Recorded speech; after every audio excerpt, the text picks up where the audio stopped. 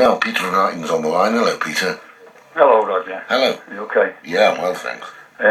Merry Christmas, Happy New Year for everybody. And to you. I'd like to talk about the Knowsley Council meeting last night. Oh, yes. But before that, I'd just like to put on record about Bristol Hospital.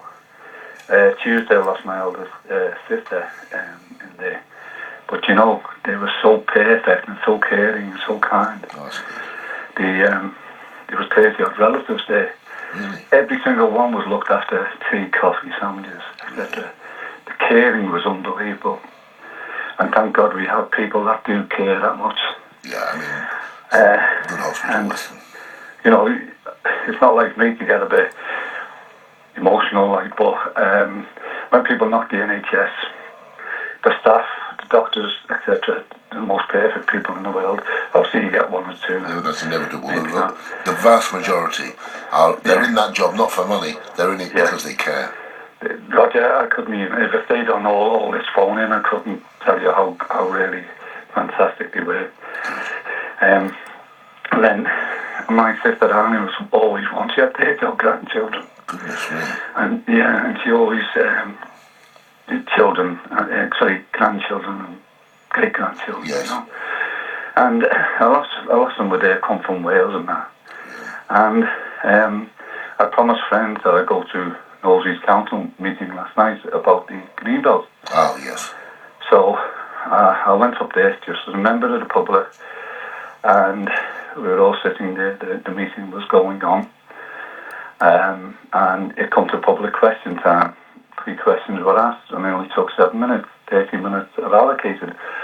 And what I'd like to say is, I had no ability to see the agenda beforehand because of what was going on, and no understanding of their rules and regulations. I respectfully stood up because the lady mayoress was going to stop the question time, and I asked quite respectfully, could I put a question in about this issue? And she immediately shouted, "Shut up, no you can't." And I respectfully said, "Yeah, it's all on video, by the way, it's all out there, it's all in the echo." I respectfully requested that, yes, under European law, in public question time, I can ask a question, unscripted, which they're very afraid of. They don't like any questions, unscripted, just like question time on the BBC. They're all fixed questions, they're unscripted, and they will not allow them. Now, I'm a member of the public. I am not a councillor. I am not under their rules. I've done it all respectively. She immediately then adjourned the meeting.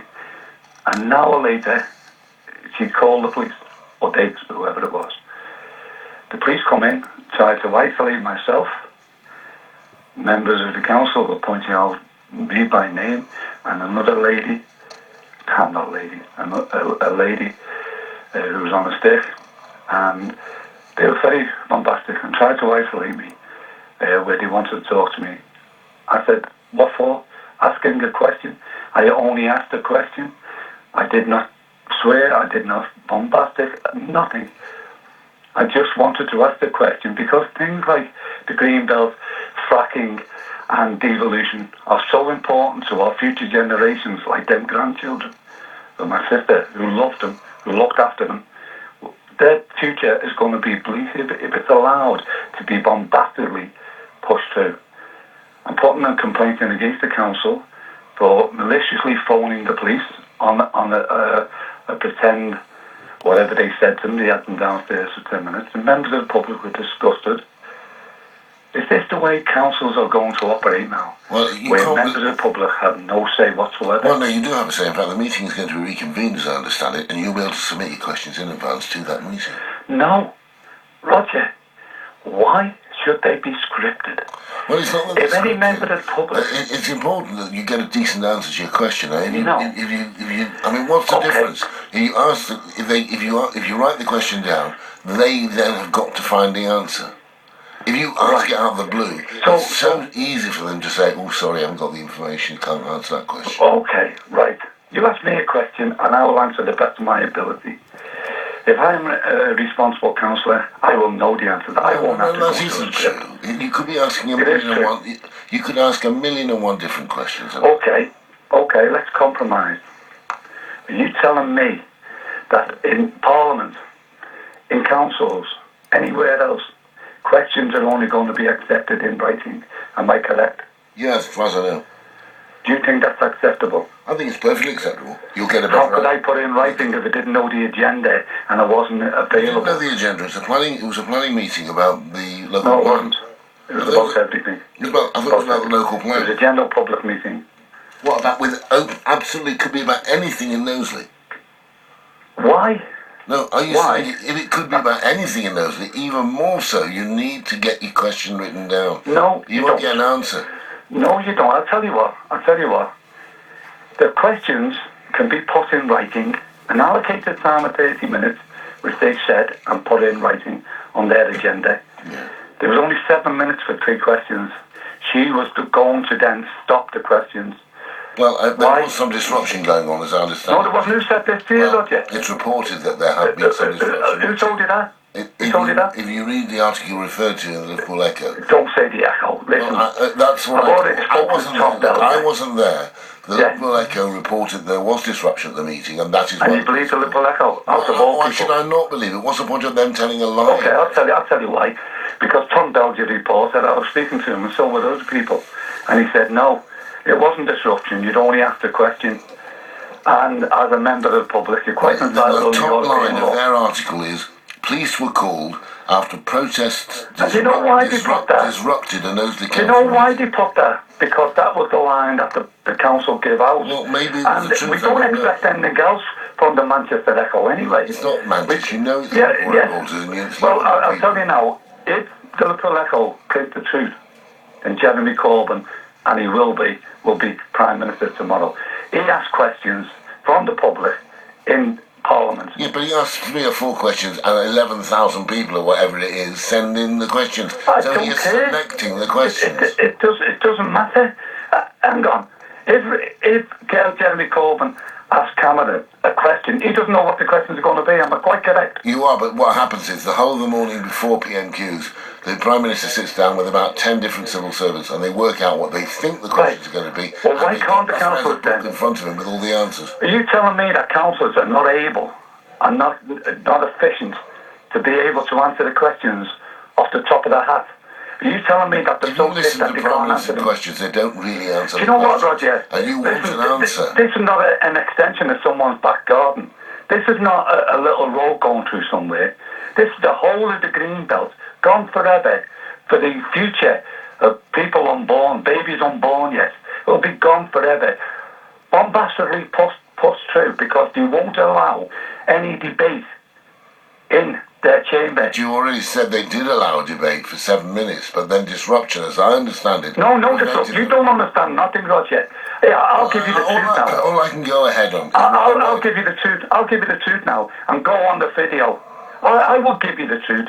I am not untruthful. I am not the Echo. I am not the editor who tells Tom Belger which way to put the article. He told us in front of witnesses, no, it wasn't a protest. You only asked a question. It's on video. So you're quoting their quotes. Yes, I am. And you know it's a lie. You're getting it from the horse's mouth here. It is a lie. You've got a particular view. It is. And you're angry that you didn't get your question put forward. I'm not angry at all, and I wasn't angry. I wasn't angry whatsoever. You sound a bit angry. I'll tell you why I'm angry. I'm a little bit angry with you going the official line again. Roger, well, what else can I do, Peter? I wasn't there. I meant to agree with what you said. Oh, yes, Peter, you were very quiet. You asked very politely. You didn't... I'm not asking you to do that. I'm not asking you to do that. I'm just saying... Okay, I'll tell you what. I'll ask people who were there last night to phone in, right? And another thing, go on YouTube and that, or go on wherever them videos are, and judge for yourself whether I was disrupted. Judge when I respectfully ask. I would like to ask a question. But you hadn't put the question. Hang on. You hadn't written the question. How professional is that from a lady mayor? You hadn't telling you to shut up. Stop giving their line, Roger. For God's sake, jump down the other side of the fence. The fence where the people are. You hadn't put the question you wanted asked in writing. I couldn't. Why I not? wasn't even here. I wasn't even here. You send it in beforehand. You send it in before. I couldn't. I just told you the reason why. No. No. And I won't. And by the way, listen to this. Jeremy Corbyn asked them questions. You telling me that Cameron already knows what the question is? No, I didn't. You heard me. Right, if it's good enough for Jeremy Corbyn, it's good enough for me. If it's good enough for Cameron to answer off the cuff, which he does. Answer off the cuff. Do you not see whatever he does. Roger, you may laugh. You don't want to know something. You always take the official line. Someone's obviously been in touch with you. Well, if somebody takes the unofficial line, I'll take the official line. I must leave it, Peter. I've got lots of lines. Well, I'll tell you now. The truth is, if you ask a question, they will call the sheriff in Nottingham. The chief inspector come over.